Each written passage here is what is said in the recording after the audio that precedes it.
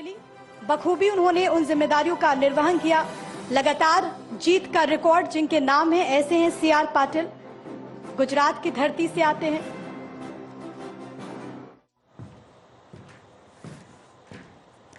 तो भारत 24 के कार्यक्रम लीडरशिप समिट 2025 जिसका आयोजन किया गया, जिसकी तस्वीर आप लगातार देख रहे हैं।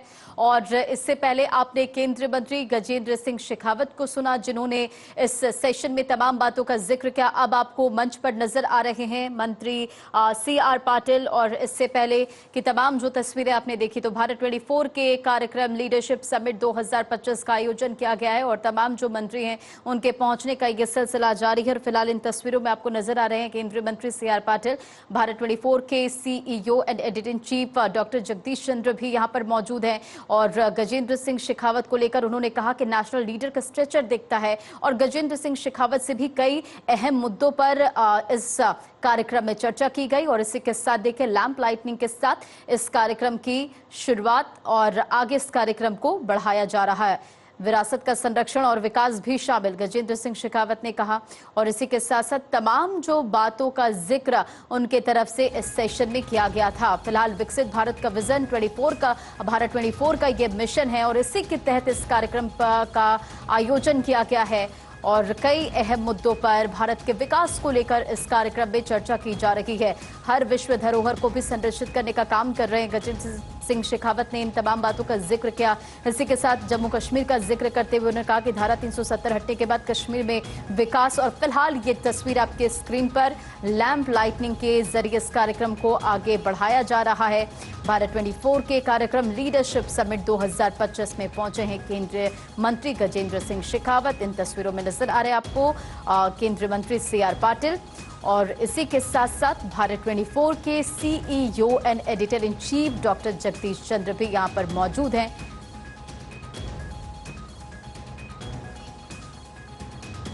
तो विकसित भारत का विजन, भारत 24 का मिशन, और इसी के तहत आप देखिए चर्चा विकास के रोड मैप पर। आगे भी कई सेशंस होने वाले हैं जिसमें तमाम जो बड़े दिग्गज हैं वो शामिल होंगे और अलग अलग मुद्दों पर इस सेशन में बातचीत होगी, चर्चा होगी।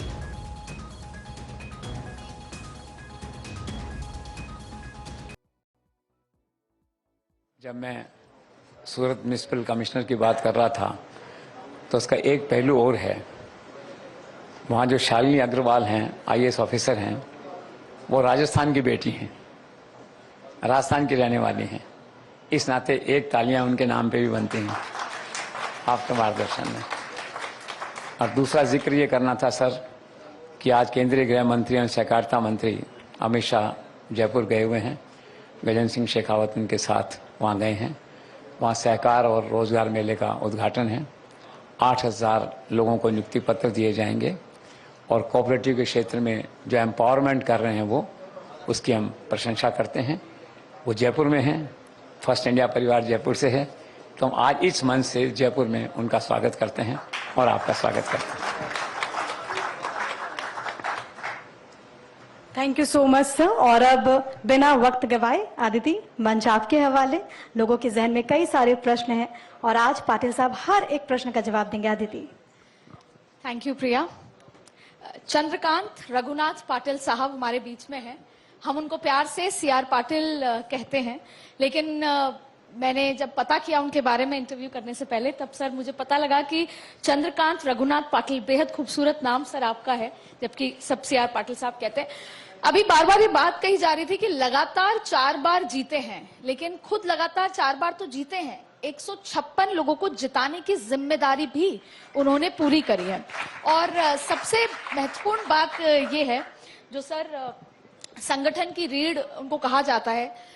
अक्सर हम सोचते हैं कि कोई भी राजनेता जब चुनाव में उतरता है तो अपने कार्यकर्ताओं को मोटिवेशन का भाषण देते हैं, लेकिन पाटिल साहब कुछ और करते थे। पाटिल साहब हर एक दिन सुबह संकल्प कराते थे, और वो संकल्प क्या है, स्पिरिचुअलिटी से कैसे चुनाव जीता जाता है, वो भी मैं उनसे समझूंगी। लेकिन सर मेरे मन में एक सवाल है जो मुझे पता है बाकी सबके मन में है। सर ये व्हाइट कपड़े पूरे, सिर्फ आप जो व्हाइट पहनते हैं उसका राज क्या है सर? मेरा शरीर का कलर काला है, इसके लिए व्हाइट पहनते हैं। नहीं सर, फिर एक और जिज्ञासा है। जनवरी का महीना हो, दिसंबर का महीना हो, सर हाफ स्लीव्स में ही नजर आता है पार्लियामेंट में जब हम उन्हें देखते हैं। सर फिर इसका राज क्या है सर? कभी हमने आपको जैकेट में और मफलर में नहीं देखा है। इसका घर में झगड़ा नहीं होता है, नहीं तो मैचिंग कपड़ा निकालने में तो ये सीधा निकालो और पहन लो, शांति रहती है घर में। Sir thank you so much. Sir जल शक्ति मंत्रालय जब से अपने एग्जिस्टेंस में आया, लेकिन मैं खुद बतौर जब रिपोर्टर घूमती हूं तो मैंने देखा कि जल शक्ति मंत्रालय की प्रेस कॉन्फ्रेंस में अब इतनी भीड़ होने लगी है। उसकी दो वजह है। पहली तो आप, क्योंकि आपने पूरे मसले को कॉलर से पकड़ के अब काम कर रहे हैं। दूसरी सबसे बड़ी वजह है जो हाल ही में जल को लेकर जो हमारे पाकिस्तान से संबंध चल रहे हैं, जो हमको अभी भी धमका रहे हैं। तो थोड़ा मैं समझना चाहूंगी कि जो हमने डाइवर्ट करने का प्लान किया है, जो सिंधु समझौता तोड़ा है, उसके बाद उस पानी के साथ हम आगे क्या प्लान करने वाले हैं और उनकी धमकियों का क्या है सर, जो कहते हैं कि पानी नहीं आया तो खून बहेगा। माननीय प्रधानमंत्री श्री नरेंद्र मोदी साहब के नेतृत्व में हमारा देश भारत, उसको धमकाने की किसी की भी ताकत नहीं है और पाकिस्तान की तो बिल्कुल भी नहीं है। जो पानी की बात आपने की, माननीय प्रधानमंत्री श्री नरेंद्र मोदी साहब ने निर्णय कर लिया एविडेंस में रखने का। माननीय गृह मंत्री श्री अमित भाई शाह साहब के मार्गदर्शन में ये पानी को हमारे देश में ही मोड़ा जाए। हमारे देश के जो अलग अलग राज्यों में उसकी आवश्यकता है, वहाँ पर पूरा पानी वो मिले। और ये बारहमासी नदियाँ हैं कि जो बारिश में भी पानी होता है और गर्मी में बर्फ का भी पानी आता है। तो जो हमारे जो 5-6 राज्यों हैं उनको जो पानी की आवश्यकता है उसमें उनकी स्थिति बेहतर होगी और सबको पानी मिलेगा, उसके लिए काम चल रहा है। सर वो कौन से खास तौर पर वो 5 राज्य हैं जिनको पानी डाइवर्ट होगा और हम ये कब तक उम्मीद कर लें सर? अभी मैं किसी राज्य का नाम लूंगा और कोई राज्य छूट जाएगा तो विवाद हो जाएगा, इसके लिए मैं हमारे देश के ही राज्यों के बारे में जी पर सर इस पूरे काम में लगभग, क्योंकि ये बहुत वास्ट काम है और हमें जल्द से जल्द उस पानी को कंसोलिडेट करना है, तो लगभग कितना समय हम मान सकें? बस आप जितना ही मानोगे उससे कम में कर लेंगे। जी एक मैं आपसे, बचपन में हम अपने टेक्स्ट बुक में पढ़ा करते थे जल ही जीवन है, और समझ नहीं आता था क्योंकि पानी बहुत अवेलेबल था तो जल ही जीवन कैसे है। लेकिन अब जब जैसे जैसे समय बदल रहा है, ग्लोबल वार्मिंग है, तो जल ही जीवन है, उसकी स्कार्सिटी, उसको समझा जा रहा है।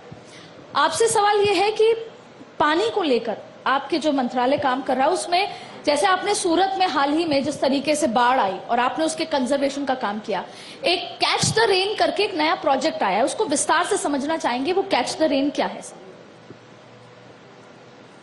2021 में माननीय प्रधानमंत्री श्री नरेंद्र मोदी साहब ने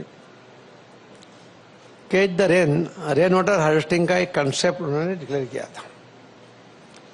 2024 6 सितंबर को माननीय प्रधानमंत्री मोदी साहब ने सूरत में एक वर्चुअल कार्यक्रम में कहा था कि जल संचय जन भागीदारी से जन आंदोलन में परिवर्तित होना चाहिए जी। साथ में उन्होंने कहा था कि कर्म भूमि से मातृभूमि के लिए लोगों ने योगदान देना चाहिए।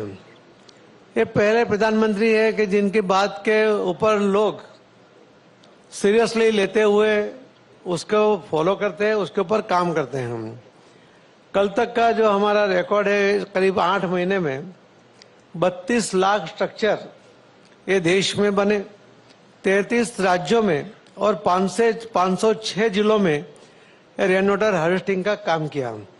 ये गुजरात मॉडल से हमने स्टार्ट किया था, मगर गुजरात 5वें नंबर पे चला गया, तेलंगाना 1st नंबर पे, छत्तीसगढ़ 2nd नंबर पे, राजस्थान 3रे नंबर पे, 4थे नंबर पे मध्य प्रदेश और 5वें नंबर पे गुजरात चला गया।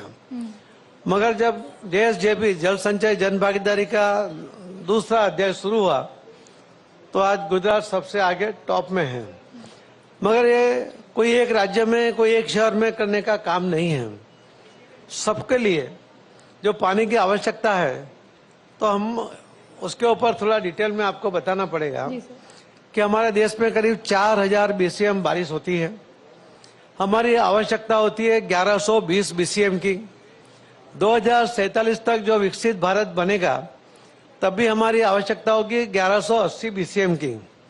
आज हमारी जल संचय की जो कैपेसिटी है, जो नदी है, तालाब है, डैम है, वो टोटल मिलाकर 750 BCM की है। तो करीब 370 BCM की आवश्यकता या कमी आज भी हमारे पर है। और जिस तरह से अगर हम डैम बनाते हैं या जो डैम बने आज तक है, उसकी टोटल कैपेसिटी सिर्फ 250 BCM की है, जो 750 में आ जाता है। अगर हम नया डैम बनाने जाएंगे तो 25,000 करोड़ से ज्यादा खर्च होगा, 25 साल से ज्यादा समय लगेगा, जो हमारे पास नहीं है। और पर्यावरण के नाम पर कई लोग आंदोलन करके उसको लेट करने की कोशिश करेंगे, उसके वजह से भी प्रोजेक्ट लेट हो सकता है। किसान की अगर जमीन जाती है तो वो भी अपना विरोध दिखाता है, पूरे गांव को शिफ्ट करना पड़ता है, वो भी एक बड़ा प्रॉब्लम होता है। तो यहाँ पर अगर आसानी से ये जल संचय करना है कम पैसे में और जहाँ चाहिए वहाँ, क्योंकि हम डैम बनाएंगे तो कैनाल 100 किलोमीटर जाएगी तो उसके अगल बगल के लोगों को फायदा होगा।